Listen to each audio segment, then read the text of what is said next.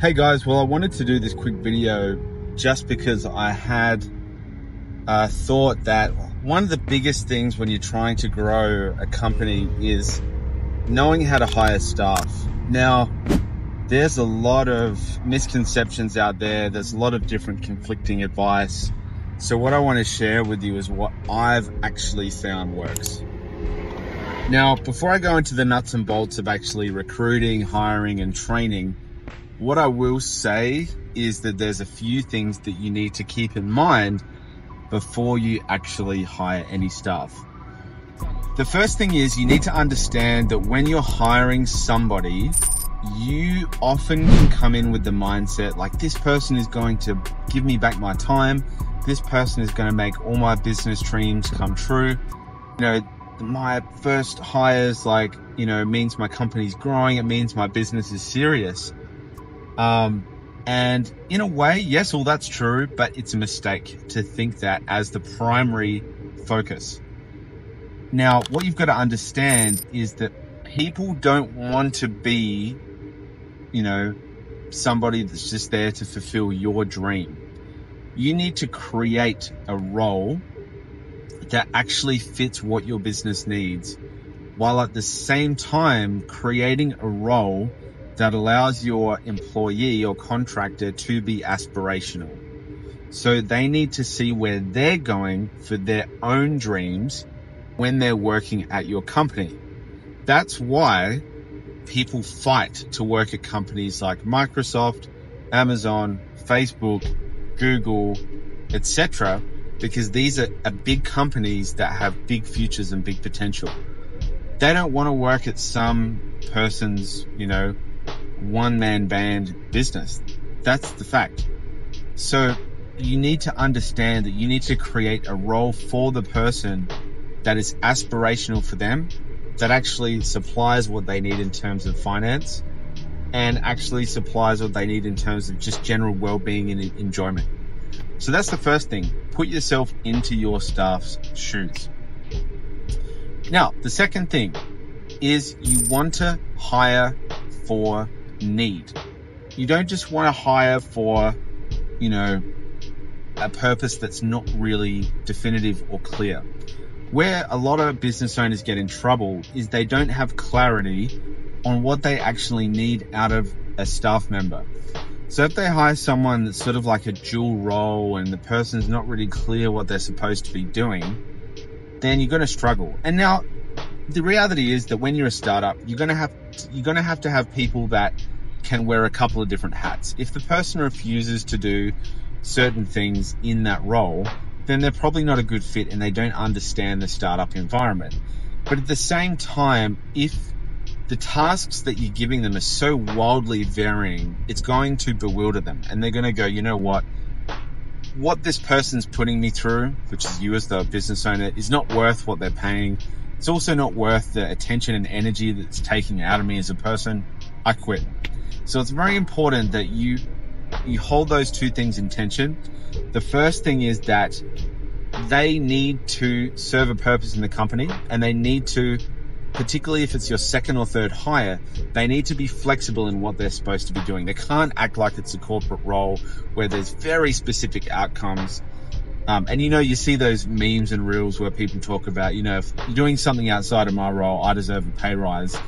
There's got to be a bit of give and take. So if you have someone in with that attitude, like, if I'm doing something extra, you got to pay, it's give and take. Like if it's so totally outside of the realm of what the initial role is, yes, you do need to pay them more.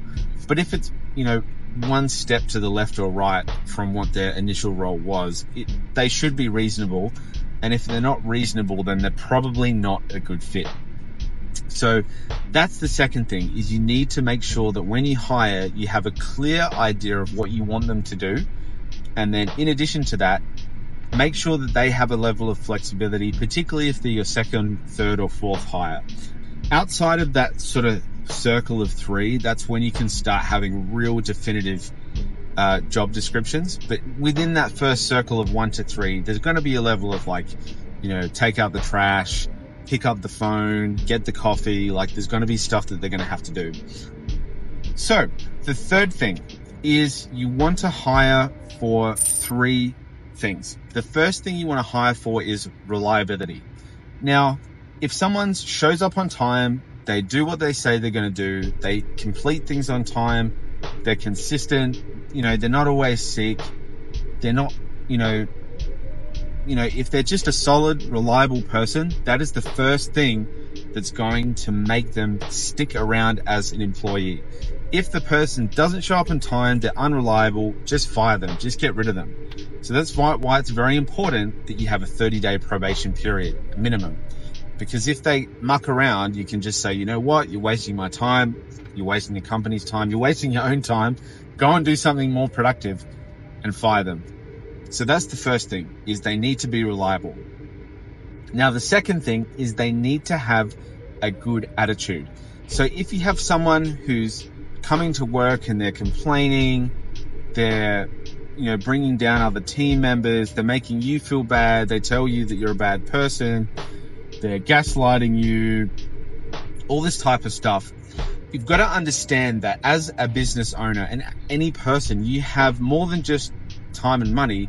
You have attention, energy, effort, and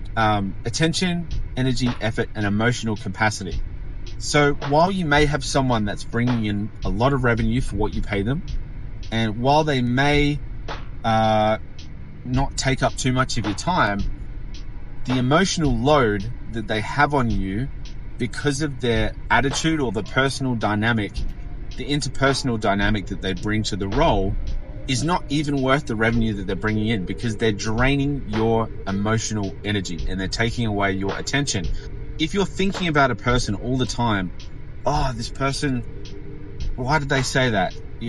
Why did they have to say that? Like, you've got to eliminate that. You need people who have a very clean and a very reasonable and just sort of like a, not easygoing, but they need to not always be trying to trick you. You get tricky people who try and make you feel bad and make underhand comments or say that they should be doing better things. If someone says that to me and they say, I should be doing better things, I say, you know what? If you want to be doing something better, you feel free to quit. You don't have to do this role. You're not doing me a favor. I'm paying you. You're in this role to serve a purpose. And I don't care. If you don't want to do it, then don't do it. But if you do want to do it, then do it without complaining. So you don't want to have someone who's gnawing away at your emotional internal resource. I had somebody like that who brought in a lot of revenue and they ate away at my emotional internal resource. And for a time, I was willing to sacrifice that internal eating away because they were bringing in a certain level of revenue. But once I reached a certain revenue level standpoint, I decided, the emotional energy that it's taking to sustain this person in this role is not worth it. I'm finished, and we parted ways. So the second thing is you need to hire for attitude. So keep in mind that attitude is somebody who's positive. They come in, they feel good, they're energetic. It doesn't mean that they can't have a bad day and, things are going on in their life, and you've got to be understanding to that person. But if they're constantly bringing around sort of like a naggy, complaining all the time, and it's not also obvious, but it's sort of like an undercurrent, you just want to get rid of it. It's just not worth it. Okay, now the third thing you want to hire for is skill capacity. Is actually, can they achieve the role? Do they have the skills? Now, when you're starting out, you won't be able to afford an A player. All these stupid Facebook posts about hire an A player, dude, if you don't have a business that's turning over a decent chunk of money, you're not going to afford an A player. It's just a ridiculous proposition. So what you want to do instead is find someone who has reliability, they have a good attitude. And now the 2 criteria you want to look for in somebody is they have they're smart and they're good at communicating as well. So if they're smart and they're good at communicating, which means that they're kind of on the ball, you want to get that person and you want to build the skill sets into them. So that means it's going to take you longer. You're not going to be able to scale as faster, but it's going to cost you less money, and you're going to have someone who you'll be able to actually build up to a certain skill level, and you actually be able to pay them a affordable amount from a business standpoint, comparative to the skill level that you're going to input into them. So you're going to build them up as a person. So that's raising someone if they have the requisite reliability and the attitude, communication, and IQ. If they have all of those things, then you can actually raise them to that level. Now, once you reach a certain revenue level standpoint, you won't have the time to be able to build into every role.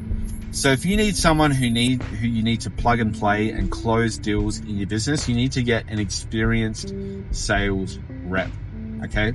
You got to bring in an experienced sales rep. You can't be spending time building up everybody. And it's not always a hard and fast rule, but you do want to be judgmental in the sense of, judge what you need to be doing in the business at that certain time. So that's the third thing, is you want to hire for reliability, attitude, and then skill capacity, and overlaid into that is communication skills and IQ.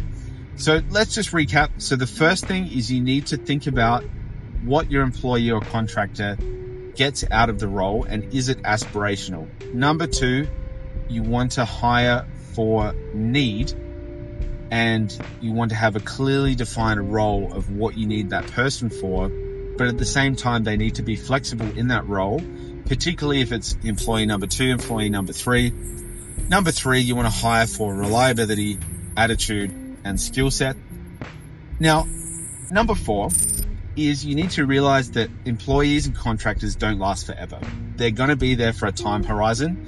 And what your job as a leader and a director of a company or an owner is, you need to extend that time horizon out for that employee as much as possible, right? So if you've got a really, really good staff member, that is the heartbeat of the business, you need to incentivize that person in order to stay with you as long as possible. Now, this is not just in terms of sheer revenue, or pay. It's a combination of paying them enough, resourcing them enough, handling them and caring for them, being consistent, and just creating an overall environment and role that allows them to grow and be aspirational, right? So you want to create that environment for them. And ultimately still, they're going to leave at some point. Or if they're that good and you trust them that much, they might even take over the company. Or if you grow it super, super big, they will be a business partner. So that is the nature of the beast. You're not going to have someone that's going to stay in the same role forever. Sometimes you do, and it depends on the role. But if it's an aspirational type of role, it's probably not going to happen. So you need to be aware of that. So this will probably be the last thing, just to wrap it up, so I don't want this video to go for too long. But the fifth thing is that when you're handling your staff, you need to be very careful. You don't want to be too familiar in the sense of you're sharing with them all the personal details of the business, how you're feeling, how you feel about another staff member. You want to keep a very clean, fair, and have a level of justice with the way that you're indiscriminate. So don't gossip, don't speak bad about other staff members. Keep a very clean account with all of your staff members. Another thing, do not promise anything in terms of like a pay raise, in terms of anything. Don't promise anything on the go, because what will happen is you'll get really tired. You get really, you'll be in a situation where you're very worn out, and then a staff member will ask you, hey, can I have a pay raise? Or in those instances, you don't want to reply. You don't want to say, no, I'm not giving you a pay raise. Do you know how hard I've worked this week? And you don't want to reply, yeah, just don't reply. Don't make any decisions or don't have any consequential interactions with your staff unless you are in your best self. It's very important, and make sure that you think through all of the details before you make any decisions about pay rises, firing people. Make sure that you go through an indiscriminate logical process. And by logical, I don't mean like, you have to sit there and think about it forever. I just mean don't be impulsive. You need to hold your tongue and just wait until the right moment to communicate with that person. The other thing too is you always want to be recruiting. You always want to have a pipeline of people that you're talking with, engaging with, that can fit in the potential role, because recruiting and finding talent is extremely annoying and difficult. Interviews are extremely annoying and time consuming. So you always want to be recruiting every day, networking, engaging with people, chatting. What do you do? Blah, blah, blah, blah, blah. Oh, cool. Have you worked on this? How did you find it? Blah, blah, blah. Always be recruiting. ABR. So instead of always be closing, always be recruiting, because you never know if someone decides that they want to quit and they want to move on. Your business can be stuffed if they're a key point person in the business. So always be recruiting. Now I want to end with this. Hiring staff can be the most rewarding and satisfying parts of your business. It can also be the most stressful and damaging part of your business as well. There is a quote in a book called Good to Great where he basically says, every company that has achieved exponential growth on the stock market, the first thing that the managers did in that company to let it skyrocket is they found the right members for the right role, or the right staff for the right role. And he uses a metaphor where he says you want to have the right people on the right bus and on the right seat on the bus. If they're not the right person, you need to get rid of them. Don't tolerate bad reliability, bad attitude, bad skill set, because ultimately you will pay the price as the owner. At the same time, make sure that when you hire someone, you're fair, you're understanding, you're consistent, and the word is not just, but the word is you're indiscriminate. So you don't discriminate between staff. You have a fair judgment across everybody that you employ. This is very good advice. This is not something that I read in a book. This is something that I realized. And right now in our business, we've gone through quite a bit of stuff. We have a good team that has a deep level of skill. They're reliable. They have a great attitude. And when you have your team locked in, it can take time. And here's another thing. Take time following the good to great principle with the team. Keep cycling people through until you get the right person on the right bus in the right bus seat. Okay? Thanks for watching, guys. Speak to you soon.